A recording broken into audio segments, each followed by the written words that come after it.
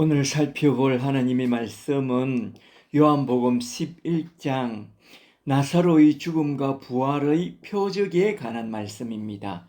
오늘도 요한복음 11장 말씀을 가지고 그 뜻을 풀어나갈 때에 주께서 지혜와 계시의 영을 부어주사 하나님 뜻과 복음 진리를 밝히 깨닫게 되는 귀한 시간이 되기를 간절히 축복합니다.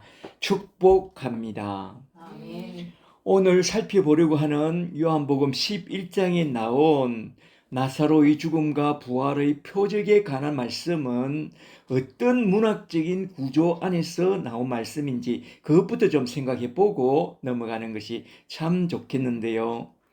요한복음의 문학적 구조는 크게 두 파트로 되어 있다고 했죠. 전반부는 1장부터 10장까지로서 예수님의 공생의 사역을 통해서 예수는 하나님의 아들 그리스도라는 것을 믿어야 하는 그 이유가 쭉 나오고, 후반부 내용은 11장부터 끝장 21장으로서 그 유명한 나사로의 죽음과 부활로부터 시작하여 예수님의 십자가 죽음과 부활 사건을 통하여 예수는 하나님 아들 그리스도이심을 강력하게 증언하고 있습니다. 특히 요한복음 11장은 예수님의 십자가와 부활을 설명하기 위한 예표로서 그 유명한 나사로의 죽음과 부활에 관한 이야기부터 딱 시작하고 있는데요. 나사로의 죽음과 부활에 관한 사건은 너무나 또 유명한 이야기라고 하는데요. 왜 다른 복음서에는 이렇게 유명한 이야기가 안 나오는지 그게 너무나도 이상해서 주석을 봤더니만, 이상하면 주석을 보세요. 공간복음서를 기록할 그 당시는 나사로가 아직 살아 있었기 때문에 나사로의 신상을 함부로 공개했다가는 그에게 큰 해가 될까 하여 함부로 기록할 수 없었고 하나님이 기록하지 못하게 한 거죠.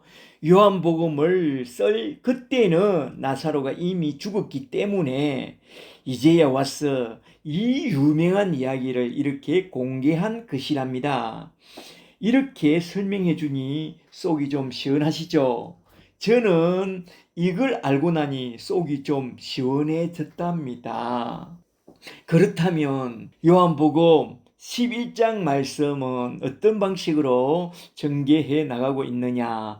가만히 살펴보면 크게 세 문단으로 나눠서 쭉 전개해 나가고 있는데요. 첫째는 11장 1절부터 16절에서 제자들의 믿음 없음을 쭉 다루었고, 둘째는 17절부터 44절에서 두 여자의 믿음 없음을 쭉 다룬 후에, 셋째는 또 다른 어떤 사람들의 믿음 없음에 대하여 쭉 다루어 나가면서 나사로와 함께 예수를 죽이고자 모의하는 저 사내들인 공회원들을 보여주면서 11장은 딱 끝나는데요. 오늘은 사도 요한이 전개해 나가고 있는 방식을 따라 크게 세 대지로 나누어서 한번 쭉 살펴보고자 합니다. 한번 잘 들어보세요. 첫째로 먼저 첫 번째 대지로 넘어갔어.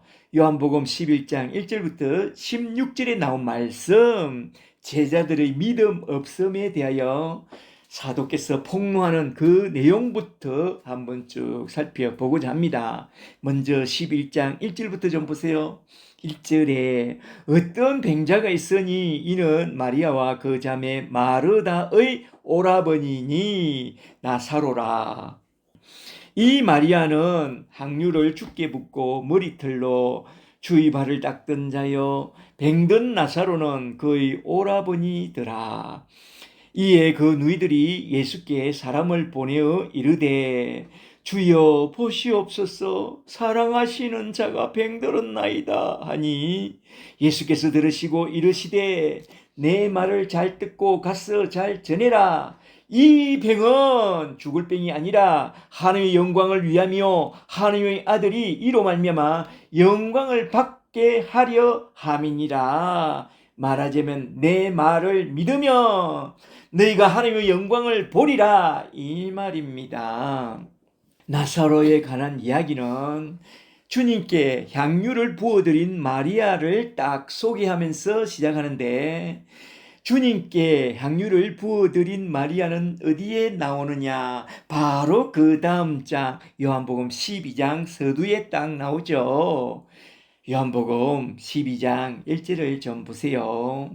1절에 유월절 엿새 전에 예수께서 베다니에 이르시니 이곳은 예수께서 죽은 자 가운데서 살리신 나사로가 사는 곳이라. 거기서 예수를 위하여 나사로 집에서 예수를 위하여 잔치할 새 마르다는 일을 하고 나사로는 예수와 함께 앉은 자 중에 있더라. 마리아는 지극히 비싼 향유 곧 순전한 나드 한 근을 가져다가 300데나리온이나 되는 3천만 원이나 되는 향유 그걸 가져다가 예수의 머리와 발에 붓고 자기 머리털로 그 발을 닦으니 향유 냄새가 온 집에 가득하더라. 아멘. 나사로에 관한 이야기를 소개하는 서두에서 주님께 향유를 부어드린 마리아부터 소개한 것은 나사로의 죽음과 부활과 예수님의 죽음과 부활을 딱 연결하고자 하는 저자의 의도였다는 것입니다. 마리아가 향유 부은 사건은 단순한 사건이 아니라 예수님의 장례를 위한 것이라고 했잖아요. 이렇게 사도 요한은 매 사건들마다 예수 십자가의 사건과 연결해서 딱 다루어 나가고 있습니다. 그러므로 나사로의 죽음과 부활도 예수님의 죽음과 부활을 예표하는 그런 사건이라는 것을 잘 알아 먹으라고 지금 마리아의 향유 이야기부터 딱 꺼내든 것입니다. 잘 아시겠죠? 잘 알아들으세요. 여기서 잠시 나사로의 가족을 좀 소개하고 넘어가도록 할까요? 오빠 나사로는 병들고 죽고 다시 살아난 것이 주특기이고, 그래서 그 별명이 나사로 별명이 나사르, 죽어도 나사르라고 해요. 그리고 여동생은 마르다인데요. 마르고 닳도록 열심히 잘 섬기는 그런 여집사였고, 작은 여동생 마리아는 누가복음 10장을 보면 주님 발치 앞에 앉아서 주의 말씀을 잘 경청해 듣던 그런 여자요. 헌신의 끝판왕이죠. 그리고 3절과 5절을 보니 주님이 참 많이 사랑한 그런 가족들이었다라고 증언하고 있습니다. 그래서 주님은 예루살렘에 올라갈 때마다 언제나 이 집에 들러서 유하곤 했습니다. 마음이 따뜻해서 편히 쉬었다 가는 그런 집이었죠. 저와 여러분의 집도 우리 주님이 언제나 머물고 싶어하는 그런 따스함과 편안함과 손님 접대함이 있는 그런 아름다운 가정이 되었으면 참 좋겠습니다. 할렐루야. 잠시 11장 3절을 좀 보세요. 그 누이 동생이 편지를 썼어. 예수님께 사람을 보내어 말합니다. 주여 보시옵소서, 사랑하시는 자가 병들었나이다. 말하자면 나사로는 중한 병이 들어 죽게 되었다고 그렇게 편지한 거죠. 그 편지를 가져온 자에게 주님이 뭐라고 했죠? 4절을 좀 보세요. 잘 듣고 가서 잘 전해주라. 이 병은 죽을 병이 아니라 하나님의 영광을 위하며 또 하나님의 아들이 내가 이로 말미암아 영광을 받게 되리라. 하나님의 영광과 아들의 영광은 어디에 있다고 했죠? 십자가와 부활에 있다고 했습니다. 말하자면 예수님의 십자가와 부활을 통해서 자기 백성을 구원하는 그것만이 하나님과 예수님께 영광이 된다고 예수님께서 누누이 말해왔습니다. 인자가 영광을 받는 길은 내가 십자가에서 죽고 부활함에 있다고 그렇게 자주 말해 왔잖아요. 그렇다면 나사로의 병과 그 죽음도 예수님의 죽음과 부활을 예표하는 그런 사건이라는 것입니다. 예수님의 말씀은 말하자면 나사로는 그 병으로 예수님처럼 반드시 죽어야 하고 또한 다시 살아날 것을 선포한 그런 말씀이라는 것입니다. 그리고 6절을 보니 나사로가 죽을 병이 들었다 함을 듣고도 그 계시던 곳에 이틀을 더 유했다고 말해요. 5절에 의하면 주님은 나사로와 마르다와 그 동생 마리아를 참 많이 사랑했다면서요. 사랑하는 이가 병들어 죽어간다는 말을 들었으면 얼른 속히 일어나서 달려가서 도와줘야 당연한데, 그런데 아니 유유자적하게 계시던 곳에 이틀이나 더 머물다가 나사로가 죽은 지 사흘 만에 보러 왔다는 것입니다. 이게 뭡니까? 지금 사람이 죽어간다고 발을 동동 구르고 있는데 제발 속히 좀 와서 좀 도와달라고 편지를 띄웠는데 이게 뭡니까? 주님은 끝내 오지 않고 병든 사람은 죽어나가고 하던 사업은 다 부도나고 좀 도와주지 않고 이게 뭡니까? 지금 죽어나가는 사람과 지금 망해가는 그 사람은 얼마나 힘든지 아세요? 주여 좀 도와주옵소서 기도하면서 그 고통받는 자들을 한번 좀 생각해 보세요.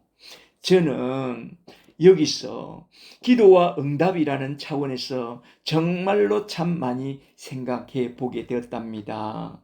제가 교회를 개척하여 크게 부도 나고 집도 교회도 사람도 다 날아가고 주여 제발 한 번만 좀 도와주세요.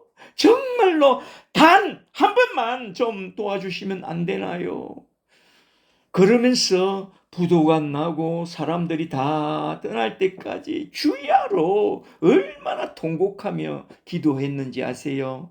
아유, 눈에서 피눈물이 흐를 때까지 기도하고 또 기도했습니다. 주여 제발 한 번만 좀 도와주세요. 그러나 주님은 끝내 도와주지 않았습니다. 도대체 이게 뭡니까?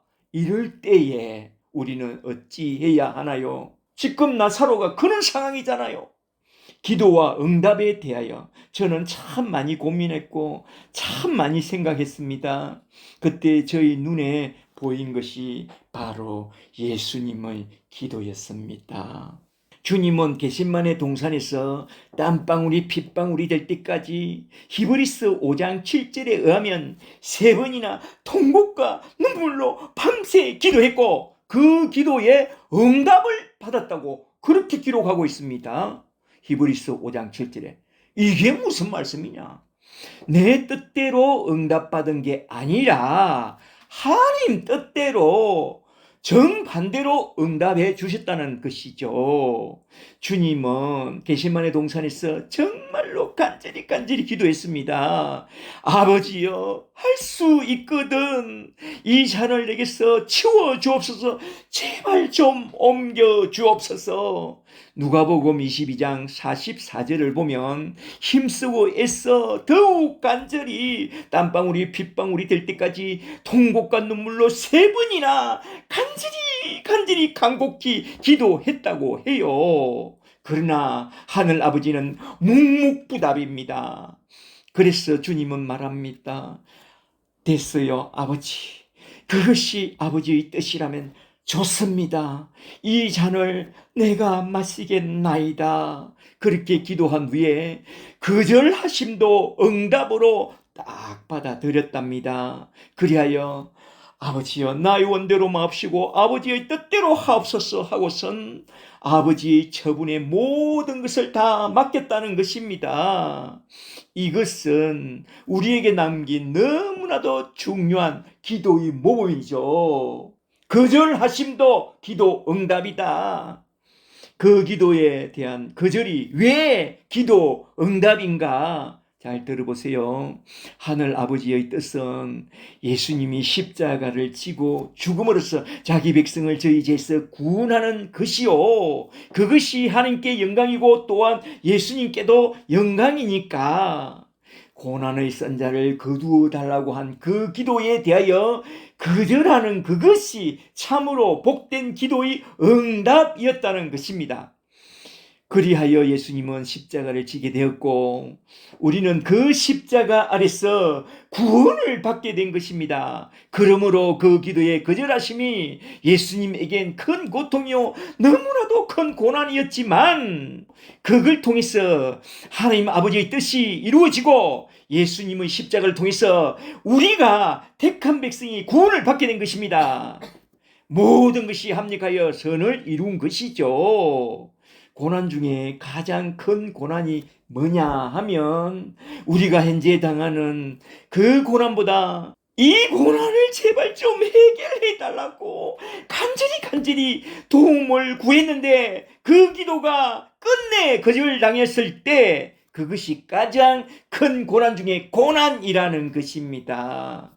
제가 크게 부도나고 다 날리고 다 날아간 뒤에 제가 크게 깨달은 것이 하나 있다면 우리 주님의 겟세마네 기도였습니다. 거절하심도 하나의 기도 응답이요. 거절하심이 하나님의 뜻이라는 것을 제가 깨달았습니다. 정말로 우리에게 결정적인 한 방이 딱 필요할 때에 하나님은 놀랍게도 그 결정적인 순간에 거절로 딱 한 방 먹이더라 이 말입니다. 한 방 딱 먹였어. 초토화가 되는 그걸 하나님의 뜻으로 딱 받아들이는 자는 저처럼 이렇게 택한 자녀들이요. 그게 분하다고 이럴 수가 있냐고 하면서 하나님을 떠나간다면 영원히 떠도는 유리하는 벨이 되는 것입니다. 유기자가 되는 것이죠. 이렇게 기도의 응답으로 택자와 유기자가 딱 갈라진다는 것입니다. 기도의 거절로 우리 주님이 십자가를 졌고 그리하여 어찌 되었느냐? 십자가의 공로로 우리가 죄에서 구원을 받게 되었잖아요. 이것이 하나님의 뜻이요. 우리에겐 큰 축복이 된 것입니다. 그래서 주님은 당당하게 자기를 부인하고 십자가를 지고 나를 따라오라고 할 수 있었던 것입니다. 그러므로 기도의 거절도 나사로의 죽음도 그 모든 고난도 하나님 뜻으로 다 받아들이라 이 말입니다. 할렐루야. 아멘. 바울도 이것을 깊이 깨닫게 되었다고 고린도 후서 12장 7절에서 이렇게 고백하고 있습니다. 고린도 후서 12장 7절에 여러 계시를 받은 것이 지극히 크므로 너무 자만하지 않게 하시려고 내 육체의 가시 곧 사탄의 사자를 주셨으니 이는 나를 쳐서 너무 자만하지 않게 하려 하심이라. 이것이 내게서 떠나가도록 내가 주께 3번이나 간구하였더니 주께서 이르시기를 내 은혜가 너에게 족하도다. 이는 나의 능력이 너의 약한 데서 온전하여짐이라 하시는지라. 그러므로 내가 그리스도를 위하여 나의 약한 것들 곧 능력과 궁핍과 박해와 공고의 가시를 기뻐하노니 이는 내가 약할 때 곧 강함이라. 아멘. 그래서 저는 이 노래를 참 좋아하게 됐습니다. 날 구원하신 주 감사, 모든 것 주신 감사, 지난 추억이네 감사, 주 내 곁에 계시네. 향기로운 봄철에 감사, 외로울 날 감사, 사라진 눈물도 감사, 나의 영혼 감사해, 응답하신 기도 감사, 거절하신 것 감사, 해처럼 높으신 은혜 모든 것 채우시니 기쁨과 슬픔도 감사 하늘 평안을 감사 부여도 가난도 감사 모든 것 다 감사해. 아멘. 모든 것을 다 감사하세요. 어떤 상황 속에서도 범사에 감사하며 살아내는 그런 저와 여러분이 다 되시기를 주의 이름으로 간절히 축복합니다. 아멘. 이제 그 다음에 나온 말씀 11장 7절부터 정말로 우리 주님의 말귀를 못 알아듣는 제자들의 영적 상태, 제자들의 믿음 없음이 쭉 나오는데요. 한번 잘 들어보세요. 6절에 나사로가 병들었다 함을 들으시고 그 계시던 곳에 이틀을 더 유하시고 그 후에 제자들에게 이르시되 유대로 다시 가자 하시니 제자들이 말하되 랍비여 방금도 유대인들이 돌을 치려 하였는데 또 거리로 가시려 하시나이까 합니다. 여기서 제자들이 주님을 부르는 호칭을 좀 보세요. 랍비여 합니다. 사도는 랍비라는 단어를 써서 제자들의 믿음 없음을 폭로하고 있습니다. 그 사이에서 랍비나 선생은 대단한 호칭이지만 이것보다 더 높은 호칭이 주님입니다. 주여입니다. 그런데 랍비를 쓰고 있다 이거요. 제자들이 예수님께 그렇게 말할 때에 주님이 그들에게 말합니다. 아이고 이 사람들아 나의 사랑하는 자가 병들어 죽어간다고 하지 않느냐. 너희는 어떻게 그리 주님의 마음을 헤아리지 못하느냐. 참으로 너희의 믿음이 없도다 합니다. 11절을 좀 더 보세요. 제자들이 정말로 주님의 음성을 전혀 알아듣지 못하는 것을 좀 보세요. 11절에 이 말씀을 하신 후에 또 이르시되 우리 친구 나사로가 잠들었도다. 그러나 내가 깨우러 가노라. 제자들이 이르되 주여 잠들었다면 곧 나아지겠네요 하니 예수는 그의 죽음을 가리켜 말씀하신 것이나 그들은 잠들으시는 것을 가리켜 말씀하신 줄 생각하는지라. 이에 예수께서 밝히 말하되 나사로가 죽었느니라. 내가 거기 있지 아니한 것을 너희를 위하여 기뻐하노니 이는 너희로 내가 그리스도인 것을 믿게 하려 함이라. 그에게로 가자 하시니 디두모 쌍둥이라고 하는 도마가 다른 제자들에게 말하되 우리도 주와 함께 죽으러 가자 하니라. 여기서 잘 보세요. 정말로 마이동풍이요 동문서답을 합니다. 주님과 제자들의 대화를 잘 보시면 도무지 대화가 안 되는 것 같아요. 목자의 음성을 듣고 따르는 그게 양이라고 했는데 그들은 주님의 말귀를 전혀 못 알아먹어요. 이게 양이 맞나요? 사도 요한은 이것이 바로 그 제자들의 실상이었다고 믿음 없음을 그렇게 고발하고 있습니다. 말이 안 통함, 정말로 믿음 없음, 주여 주여 하면서 주님을 따라다니기는 잘 따라다니는데 도무지 주님의 말귀를 못 알아듣고 엄한 소리만 하고 그러는 게 그때나 지금이나 우리 신자들의 실상이라는 것입니다. 그런 무지몽매한 우리가 예수를 믿고 구원을 받고 천국에 들어간다는 것은 기적 중에 기적입니다. 하나님의 은혜가 아니면 우리는 예수를 믿을 수 없고 구원받을 수 없고 천국에 들어갈 수 없다 이 말입니다. 사도는 이걸 말하고 있습니다. 그런 무지몽매한 자들에게 천국을 유업으로 주시려고 주님이 결정적으로 이 한마디를 딱 말했다고 증언하고 있습니다. 15절을 잘 보세요. 15절 후반절에 이는 너희로 내가 하나님의 아들 그리스도이심을 믿게 하려 함이라. 이 말씀이 요한복음 11장의 핵심 주제입니다.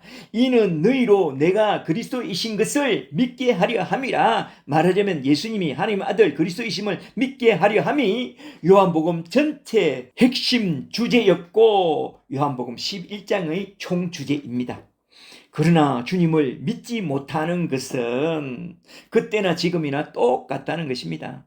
그래서 사도는 믿음의 눈이 열려야 한다. 이는 우리 힘으로나 능으로는 안 된다. 그렇다면 어떻게 하면 되느냐? 너희가 예수를 믿을 때에 성령을 받아야 한다. 성령이 임하시면 첫째로 지성이 살아나고 둘째로 감성이 살아나고 셋째로 의지가 살아나서 주님이 하신 말씀이 정확하게 들리고 이해가 되고 예수님이 하나님 아들 그리스도이신 것과 우리 죄를 해결해 주기 위하여 십자가에 달리시고 장사한 지 사흘 만에 다시 살아나사 부활의 첫 열매가 되셨다는 것을 딱 알게 되고 딱 믿게 되고 십자가를 단단히 붙잡고 주님이 가신 그 길을 따라서 저 영원한 천국으로 자기를 부인하고 십자가를 지고 들어가게 된다 이 말입니다. 할렐루야.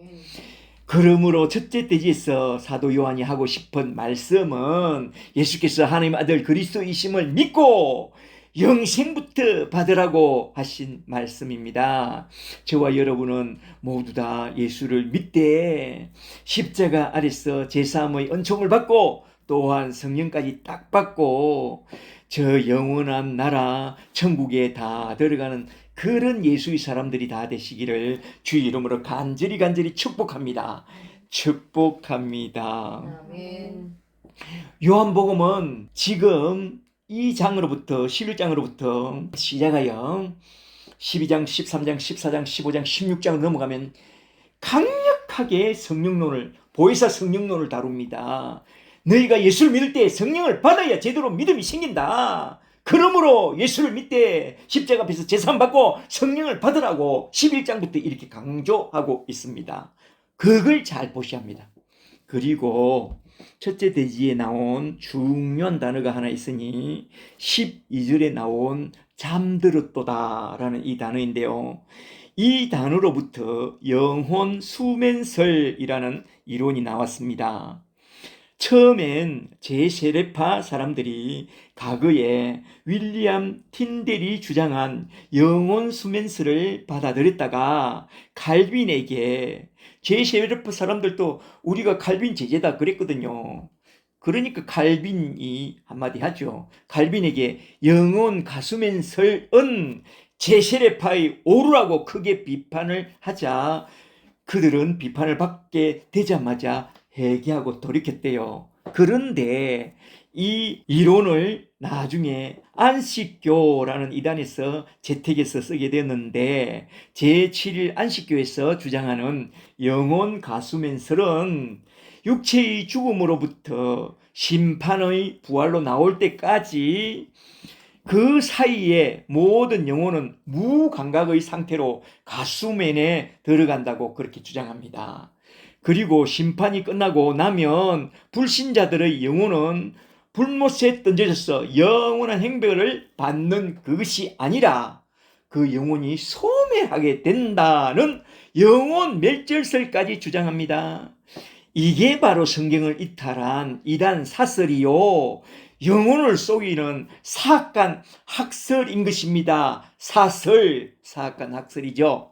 영혼 수면설은 요한복음 11장 12절에 나온 말씀 나사로가 잠들었도다 라는 이 말씀과 마태복음 9장 24절에 나온 말씀 야이로의 딸이 죽었을 때에 이 소녀가 죽은 것이 아니라 잔다 라고 하신 이 말씀과 그리고 고린도전서 15장 20절에서 바울이 예수는 그리스도 안에서 잠자는 자들의 첫 열매가 되었다고 하신 그 말씀에 근거를 두고 있는데요. 이 말씀들을 잘 살펴보면 우리가 죽을 때에 영혼과 육신이 분리되어 영혼이 육신을 떠나게 되는데 그때 육신은 흙으로 돌아가서 잠을 자게 되고 육신이 자는 겁니다. 신자들의 영혼은 천사들에게 이끌려 저 낙원 천국으로 들어가게 된다고 딱 말씀하고 있습니다. 여기서 영혼 수면설을 주장하는 자들에게 들려주고 싶은 말씀은 누가복음 16장 19절 말씀입니다. 누가복음 16장 19절을 보면 한 부자와 그 이웃에 살던 거지 나사로가 나오는데 그들이 죽었다. 죽는 순간 죽음의 커튼이 쓱 그치자마자 그들 앞에 음부와 나그니 떡 기다리고 있네. 누가복음 16장 22절을 보니 나사로가 죽었을 때 정확하게 천사들이 복수행을 씁니다. 천사들에게 이끌려 나군이라는 아브라함의 품에 들어갔다고 되어 있고, 부자가 죽었을 때는 저승사자들에게 이끌려서 저 음부 지옥에 떨어졌다고 해요. 그리하여 부자는 음부에서 고통 중에 눈을 들어 저 멀리 아브라함과 그 품에 있는 나사로를 보고 불러 소리 지릅니다. 아버지 아브라함이여, 나를 긍휼히 여기소서. 나사로에게 부탁하여 그 손가락 끝에 천국의 생명수 강물을 찍어 내 해를 좀 서늘하게 해 주옵소서.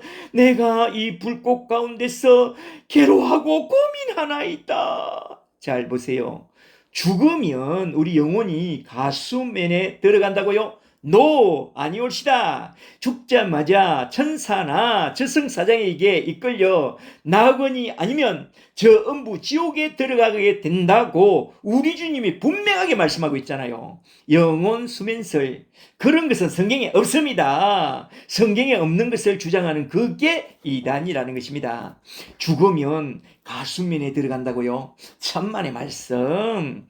육신은 무덤에 누워 자지만 육신이 자는 겁니다. 영혼은 살았어. 낙원 천국에 들어갑니다. 살아 있습니다. 요한계시록 6장 9절에 구원받은 영혼들은 천상에 올라가 제단 아래 거한다고 말씀하고 있잖아요. 구원받지 못한 영혼들은 저 음부 지옥 불못에 떨어져서 세세토록 고통을 받게 된다고 했습니다. 저와 여러분은 저 부자가 들어간 저 음부 지옥에 떨어지지 말고 예수를 잘 믿고 구원받고 나사로가 들어간 저 낙원 천국에 다 들어가게 되시기를 축복합니다. 내 평생의 소원은, 저희 평생의 소원은 우리 교회 형제 자매들만은 저 낙원 천국에 다 들어가는 그것밖에 없습니다. 저와 여러분은 다 천국에 들어갈지어다. 할렐루야. 사랑도 부질없소, 미움도 부질없소, 청사는 나를 두고 말없이 살라 하네. 버려라 훨훨, 벌써 버려라 훨훨, 부귀도 영화도 벌써 버려라 훨훨훨. 물같이 바람같이 주의 일만 하다가 돌아가자 이 말입니다. 부귀도 건세도 명예도 다 부질없습니다. 저 부자를 보세요. 저 나사로를 보세요. 그저 예수님의 정인으로 살다가 돌아가는 그게 가장 큰 복입니다. 거지 나사로는 예수의 정인으로 살다가 천국 낙원에 들어갔다 이 말입니다. 그런 복된 삶을 살다가 저 부활의 나라 낙원 천국으로 다 들려 올라가는 그런 저와 여러분이 다 되시기를 주 예수 그리스도 이름으로 간절히 축복합니다. 네. 축복합니다. 이제 두 번째 대지로 넘어가서 요한복음 11장 17절부터 44절에 나온 두 여자의 믿음 없음을 한번 좀 살펴보도록 하겠습니다. 먼저 17절부터 좀 보세요. 17절에 예수께서 와서 보시니 나사로가 무덤에 있은지 이미 나으리라. 여기에 나온 나흘이라는 이 단어가 너무나도 중요한데요. 잘 들어보세요. 유대인들은 장사한 지 3일 사흘 안에는 죽은 영혼이 소생할 수 있다고 믿었습니다. 그러나 나흘이 되면 그들의 관념상 완전한 죽음이요, 이젠 도무지 희망이 없다는 그 말이 나흘 4일째입니다. 그래서 나온 단어가 나흘이요. 예수님이 그들의 사상을 다 알고 있기에 나흘 만에 4일 만에 죽은 나사로를 이렇게 찾아온 것이랍니다. 19절을 좀 보세요. 19절에 많은 유대인들이 마르다와 마리아에게 그 오라버지의 일로 위문하러 왔더니 마르다는 예수님이 오신다 하는 말을 듣고 급히 나아가 맞이하되 마리아는 집에 앉았더라.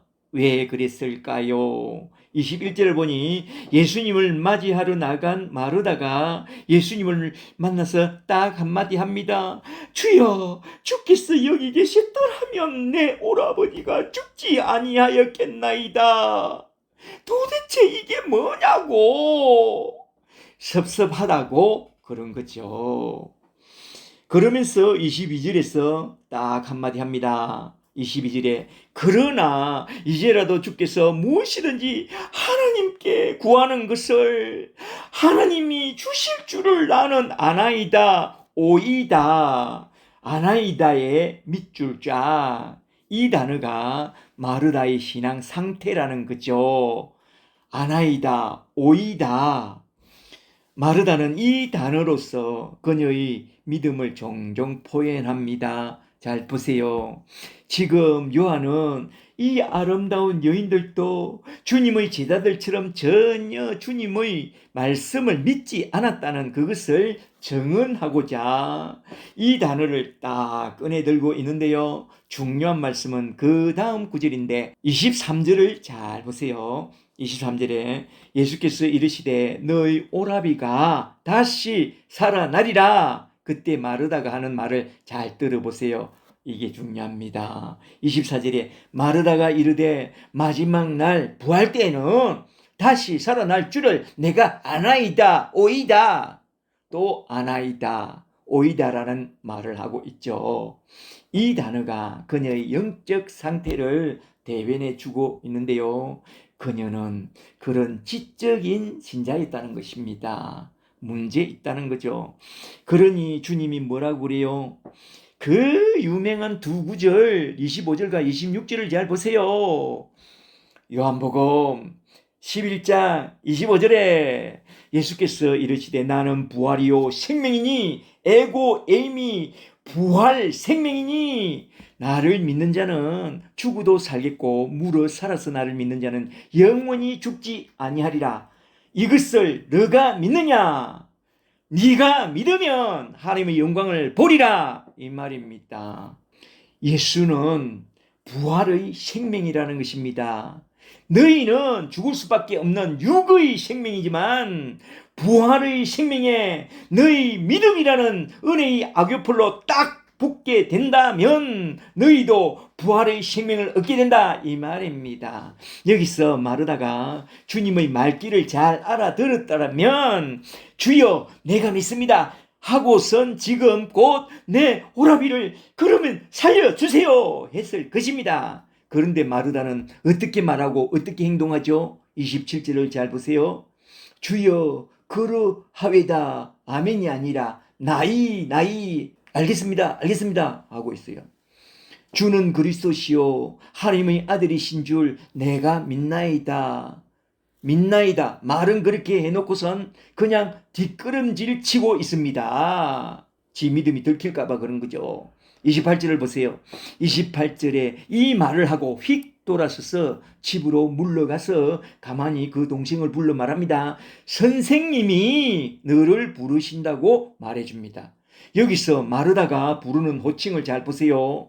앞에선 주여 주여 했지만 돌아서서는 선생님이라고 호칭을 쓰고 있어요. 이게 문제입니다. 제자들은 랍비여라고 호칭을 썼고 마르다는 선생님이라는 호칭을 쓰는데 이게 그들의 신앙 상태였다고 사도는 그들의 신앙 없음을 폭로하고 고발하고 있습니다. 나중에 마르다는 주님이 나사로의 무덤 돌문을 열라고 하니 39절에 죽은 지 사흘이나 되었는데 그거 뭐 하려고 그러세요? 그래요.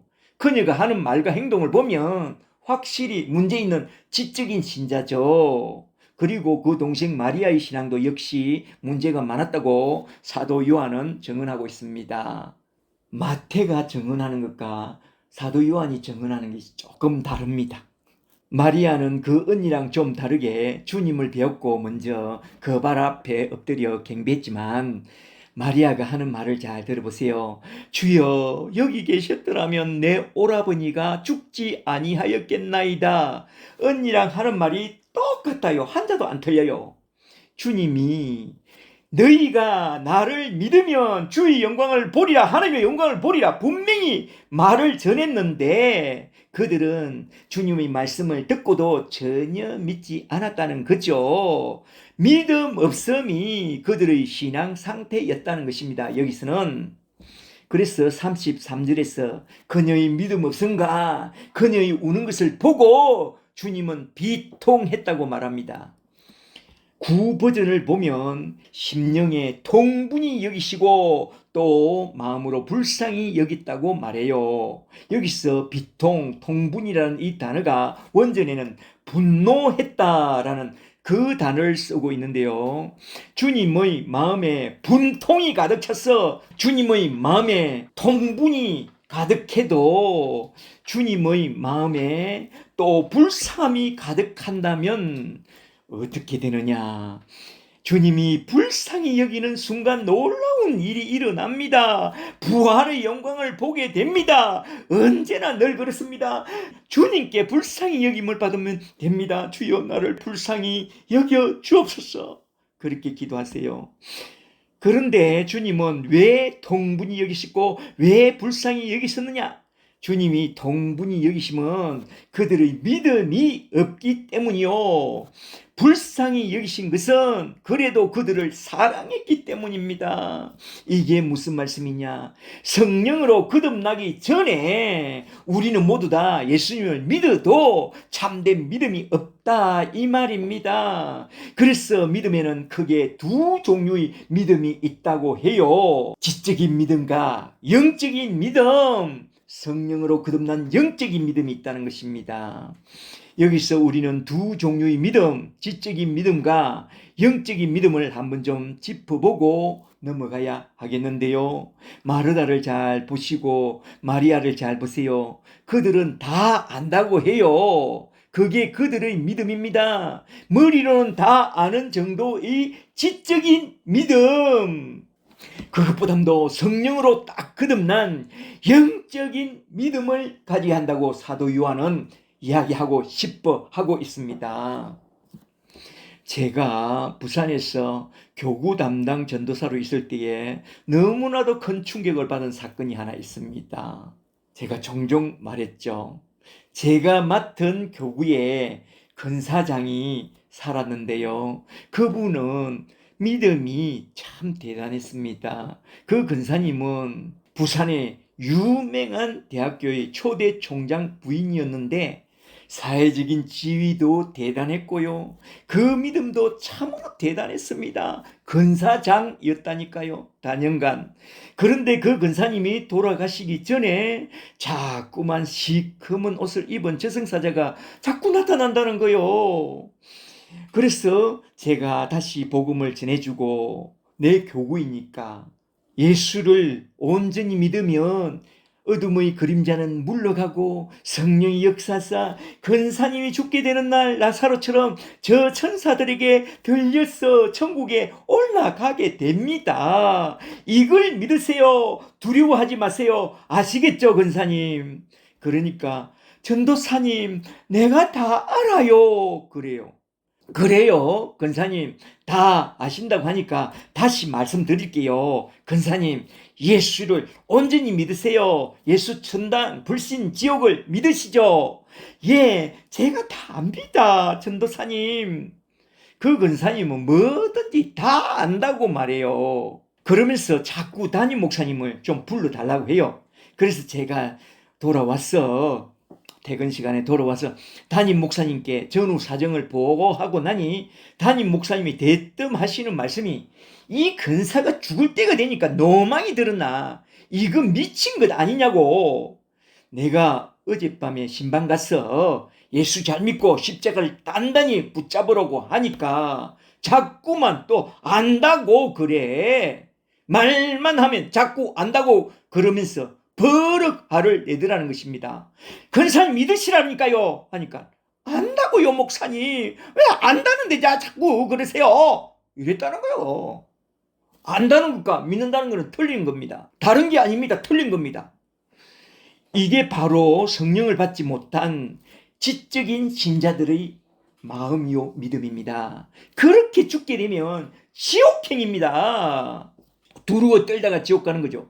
혹시 우리 가운데 그처럼 다 안다고 하는 그런 지적인 신자가 있다면 큰일 납니다. 오늘이라도 제대로 예수를 믿고 십자가 안에서 제사함을 받고 성령까지 딱 받아야 합니다. 구하고 찾고 두드려서 주시겠다고 약속하신 그 성령을 예수 이름으로 받고 거듭난 영적인 신자가 되어야 합니다. 그러지 않고 죽게 된다면 누가복음 16장에 나온 저 부자처럼 저승사자들이 그 영혼을 턱 붙잡고 저 엄부 지옥에 떡 끌고 들어가게 됩니다. 그러니까 머리로만 믿는 그런 지적인 신앙을 넘어서서 온 마음으로 온전히 복음을 다 받아들이고 성령까지 딱 받은 그런 영적인 신자가 되어야 합니다. 신자에는 두 종류가 있습니다. 지적인 신자, 늘 흔들리는 두르고 떨리는 지적인 신자가 있고 하나는 흔들림이 없는 성령을 받은 영적인 신자가 있다는 것입니다. 그래서 사도 바울은 에베소서 4장 13절에서 우리가 다 하나님의 아들을 아는 것과 믿는 일에 하나가 되어 온전한 신앙이 되어 그리스도의 장성한 분량이 충만한 데까지 자라가야 한다고 하나님의 아들을 아는 것과 믿는 일에 하나가 되어 온전한 신앙이 되어 자라가야 한다고 그리 강조해서 말한 것입니다. 그러므로 저와 여러분은 머리로 아는 믿음과 마음으로 받아들이는 그 믿음이 하나가 되고 온전한 믿음을 갖고 주님이 가신 저 천국으로 다 들어가게 되시기를 주 예수 그리스도 이름으로 간절히 축복합니다. 아멘. 40절에서 너희가 나를 믿으면 하나님의 영광을 보리라고 했습니다. 모든 사람이 죄를 범하였음에 하나님의 영광에 이르지 못하더니 십자가의 공로로 하나님의 영광의 나라에 들어간다고 했습니다. 진실로 저와 여러분은 예수 십자가를 온전히 믿어 저 영광에 들어가는 그런 영적인 믿음의 권속들이 다 되시기를 주 예수 그리스도 이름으로 간절히 축복합니다. 축복합니다. 아멘. 이제 세 번째 대지로 넘어가서 요한복음 11장 45절부터 57절에 나온 말씀, 또 다른 믿음 없는 사람들에 대하여 한번 좀 살펴보고 딱 마치고자 하는데요. 잠시 11장 45절부터 좀 보세요. 45절에 마리아에게 와서 예수께서 하신 일을 표적을 보게 된 많은 유대인들이 예수를 믿었으나 46절에 그 중에 어떤 자는 이걸 보고 너무나도 신기해서 그들의 바리새인들에게 달려가서 예수께서 하신 일을 고하니라. 아멘. 요한복음 11장의 주제가 뭐라고 했죠? 요한복음 20장 30절에 의하면 예수님이 이 책에 기록되지 않은 많은 표적을 행하였으나 오직 이것을 기록하면 예수께서 하나님 아들 그리스도이심을 믿게 하고 또한 예수를 믿어 그 이름을 힘입어 영생을 얻게 하려 함이라고 했습니다. 기억나시죠? 11장 15절에서도 내가 하나님의 아들 그리스도이심을 믿게 하려 함이라 라고 했잖아요. 어쨌거나 주님은 나사로의 죽음과 부활의 표적을 통해서 예수를 믿고 온전한 구원을 받기를 원했습니다. 그리하여 예수님이 나사로를 통해서 하신 그 표적을 보고 많은 이들이 예수를 믿었다고 합니다. 물론 46절을 보면 예수를 믿기보다는 이게 너무나도 신기해서 바리새인들에게 보고하려고 마구 달려간 사람도 있다고 하면서 사도는 두 종류의 신자, 택자와 유기자를 딱 보여주고 있는데요. 여기서 우리가 잘 알고 넘어가야 할 것은 믿음의 행성에는 두 트랙이 있다는 것입니다. 투 트랙. 하나는 보고 믿는 믿음과 다른 하나는 듣고 믿는 믿음이라는 두 트랙이 있음을 우리는 잘 알아야 합니다. 첫째로 보고 믿는 믿음이란 우리가 본 것과 받은 것을 보고 믿는 그런 믿음인데요. 예수님이 행하신 7대 표적을 보고 예수님이 하나님의 아들 그리스도이심을 믿는 그런 믿음을 말합니다. 보고 믿는 믿음. 둘째로 듣고 믿는 믿음은 주님의 말씀을 듣고 믿는 그런 믿음을 말하는데, 주님이 선언한 7대 선언, 나는 에고 에이미 성자 하나님이라고 선언한 그 말씀을 듣고 예수님이 하나님의 아들 그리스도이심을 믿는 그런 믿음을 말해요. 성경은 듣고 믿는 믿음을 참 많이 강조합니다. 로마서 10장 17절에서 믿음은 들음에서 나고 들음은 그리스도의 말씀, 주의 복음 말씀을 들음으로 말미암아 믿음이 난다고 했고, 베드로전서 1장 8절에선 너희가 예수를 보지 못하였으나 예수를 사랑하는도다. 보지 않고 듣고 믿는 믿음이 귀하다고 했습니다. 그리고 믿음의 결국은 영혼 구원이라고 했습니다. 이렇게 믿음은 보거나 듣거나 두 트랙을 통해서 믿음을 갖게 되는데요. 그러나 보기는 보아도 믿지 못하고 듣기는 들어도 전혀 믿음을 갖지 못하는 그런 안타까운 신자들이 있으니 그들이 바로 대제사장들과 장로들과 바리새인들로 구성된 저 사내들인 공회 회원들이라는 것입니다. 이어서 나온 요한복음 11장 47절부터 조금 더 보세요. 47절에 이에 대제사장들과 바리새인들이 공회를 모으고 사내들인 공회를 모으죠. 이르되 이 사람이 많은 표적을 행하니 우리가 어떻게 할 것이냐. 만일 그를 예수를 이대로 두면 모든 사람이 그를 믿을 것이요, 그러면 로마인들이 와서 우리 땅과 민족을 빼앗아 가리라 하니, 그 중에 한 사람 그 해의 대제사장인 가야바가 그들에게 말하되 너희가 아무것도 알지 못하는도다. 한 사람이 백성을 위하여 죽어서 온 민족이 망하지 않게 되는 것이 너희에게 유익한 줄을 생각하지 아니하는도다 하였으나, 이 말은 스스로 함이 아니요, 그가 대제사장이므로 예수께서 그 민족을 위하시고 또 그 민족만 위할 뿐만 아니라 흩어진 하나님의 자녀들을 모아 하나가 되게 하기 위하여 십자가에 달려 죽으실 것을 미리 말함이르라. 하나님 말씀을 대제사장의 입을 통해서 말했다는 거죠. 53절에 이날부터 그들이 예수를 죽이려고 모의하니라. 아멘. 그 해의 대제사장인 가야바가 한 말을 잘 들어보세요. 한 사람 예수를 죽임으로써 로마로부터 온 민족을 구원해야 한다고 애국심을 갖고 사회적인 정의를 말하고 있는 것 같지만 이는 외식함이라. 애국심과 사회 정의를 포장하여 그들의 권력을 지키려고 아주 사악한 말을 하고 있죠. 메시아가 나타났다면 메시아를 따라가가지고 저 로마를 쳐내고 나라의 독립을 구해야 되는데, 메시아가 나타나니까 메시아와 함께하는 그 사람들이 나라를 차지할까봐 두려워서 옹졸을 해서 그들을 쳐내고 로마에 붙어가지고 그들은 그들의 권력을 지키려고 아주 사악한 말을 하고 있죠. 말하자면 자신의 권력을 지키기 위해서 애국심과 사회적 정의로 포장하여 예수님을 죽이려는 악한 깨를 내고 있는데요. 그러나 하나님은 악한 날에 악한 자들을 들어서 하나님의 뜻을 이루어 나갑니다. 52절을 잘 보세요. 가야바의 악한 그 입과 사내들인 공회원들의 악한 모의를 통하여 예수를 죽이려고 하지만 이는 모두 다 하나님의 뜻 아래서 전개되는 일이라고 그렇게 사도 요한은 정언하고 있습니다. 그러므로 우리에게 다가오는 사탄의 그 모든 악한 역사를 모두 다 나쁘게만 보지 말고 하나님의 큰 손을 보라 이 말입니다.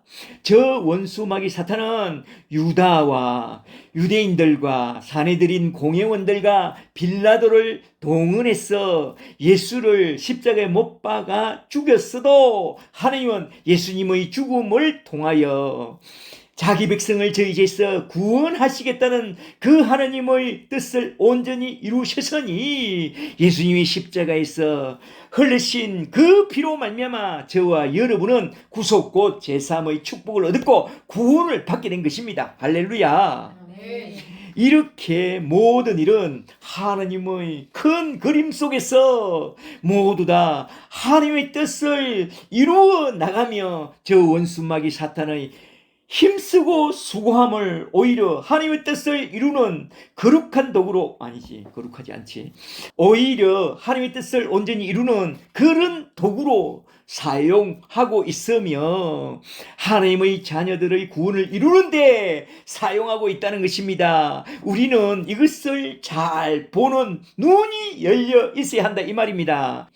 말하자면 저 마귀 사탄의 악한 술수가 오히려 하나님의 뜻을 이루는 데 사용되며 사탄의 역사로 말미암아 우리 주님이 십자가에 달려 죽음으로써 우리가 구원을 받게 된 것입니다. 모든 것이 합력하여 선을 이룬 것이죠. 이렇게 모든 것을 합력하여 선을 이루어 나가신다는 그런 하나님의 관점, 그런 신앙의 안목을 갖고 믿음으로 살아가는 저와 여러분이 다 되시기를 주의 이름으로 간절히 축복합니다. 축복합니다. 오늘은 이렇게 요한복음 11장에 나온 말씀을 크게 세 문단으로 나누어서 한번 쭉 살펴봤는데요. 첫째로 믿음 없는 제자들에게 믿음의 눈을 열어주려고 나사로의 죽음과 부활을 계획해 놓은 그것을 한번 좀 살펴봤고, 둘째는 믿음 없는 두 여자에게 믿음의 눈을 열어주사 하나님의 영광을 보여주려고 나사로의 죽음과 부활을 계획해 놓은 그 사실을 한번 쭉 살펴보았고, 셋째로 주님의 7대 표적과 주님의 7대 선언을 들은 사람들 중에서 믿음을 가진 사람도 있지만 믿음을 갖지 못하여 예수를 죽이고자 모의한 그런 사람들도 결국엔 예수님의 십자가를 통해서 하나님의 뜻을 이루는 그런 도구로 사용될 뿐이라는 것을 한번 쭉 살펴보면서 여기서 우리가 참으로 잘 알아두어야 할 것은 오직 하나, 예수님이 하나님의 아들 그리스도이심을 믿고 또한 그 이름을 힘입어 영생을 얻는 대로 나아가야 한다는 것입니다. 오늘은 이렇게 요한복음 11장 말씀을 예수 그리스도의 복음, 말하자면 예수님은 하나님의 아들 그리스도이신가, 그를 믿고 영접하는 자는 누구든지 영생을 얻게 된다는 그 복음 진리를 한번 쭉 살펴봤습니다. 여기서 우리는 모든 것을 다 까먹을지라도 우리 주님이 마르다에게 하신 말씀, 에고 에이미, 나는 부활이요 생명이니 나를 믿는 자는 죽어도 살겠고 무릇 살아서 나를 믿는 자는 영원히 죽지 아니하리라 라고 하신 이 말씀을 꼭 기억해 놓으세요. 이 말씀을 잘 기억해 두시고 예수님을 온전히 믿고 예수님의 이름을 힘입어 영생 구원을 얻어 누리게 되시기를 주 예수 그리스도 이름으로 간절히 축복합니다. 축복합니다. 아멘. 할렐루야.